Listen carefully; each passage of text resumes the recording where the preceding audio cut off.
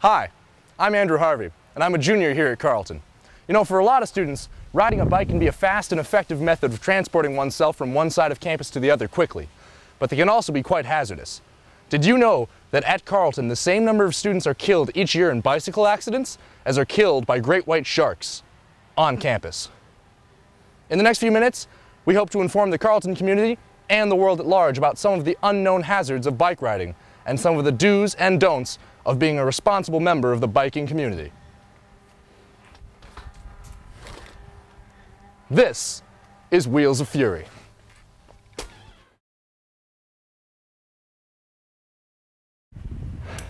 Lesson number 1. Although it may be tempting to, and oftentimes you may be forced to, trying to hold objects in your hand while bicycling can make it difficult to control some of the systems, such as the brakes. When you stop to head into a building or back into your dorm, remember to always lock your bike to one of the designated bike racks outside the buildings. Don't leave it secured to a tree, a bench, or even a loading dock behind a building.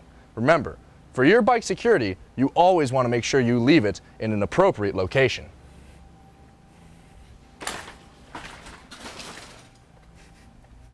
Our next lesson will be helped by Duncan Crissa. Duncan, thanks for joining us. My pleasure. You're not mic'd, they can't hear you. We had to ask for Duncan's help to volunteer because apparently the communications department has an operating budget of $0. Now, when you're riding past someone on campus, you'll likely be moving faster than pedestrian foot traffic. But there are two ways to pass, the right way and the wrong way. Let's look at the wrong way. Oh, Duncan, look out! With that in mind, let's take a look at the right way to pass someone. Hey, Duncan, on your left. Have a nice day, man. Remember, the difference between calling out on your left and not could be the difference between someone throwing you off your bike and body slamming you. We're not saying that we encourage that sort of thing, but it's been known to happen.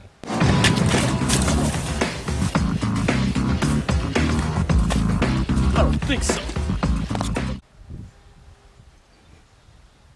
After a quick wardrobe change, we're ready now to address the most serious issue covered in this video. It's important to remember that when you're operating your bike in a roadway like so, you are technically and legally operating as a motor vehicle, and that means you must obey all traffic laws, including signaling with your arm, and also, one of our most important issues, stopping at stop signs. Now you may be asking yourself, well, why should I feel the need to stop at a stop sign? 1, you're legally obligated to, and 2, and more importantly, everyone else on the road expects you to. And why should you not want to take on a car when rolling through an intersection? It's a simple question of weight ratio. A 200-pound bicyclist will not win a battle against a 5-ton automobile.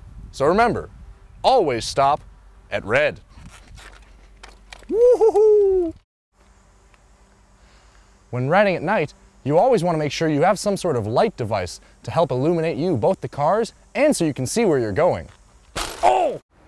In the winter months, you might want to think about storing your bike to prevent rust damage, and because the ground tends to get pretty slick with ice. And that said, whenever you're riding, on campus or off, you should consider wearing a helmet or other form of head protection. For me, it comes down to a personal battle between visibility and protection. I tend to lean on the higher end of things, but it's really more of a personal preference.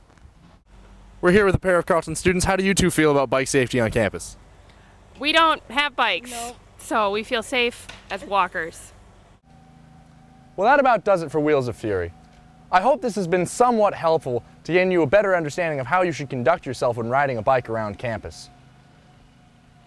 So remember, be safe, stop at intersections, call out on your left, and in general be courteous.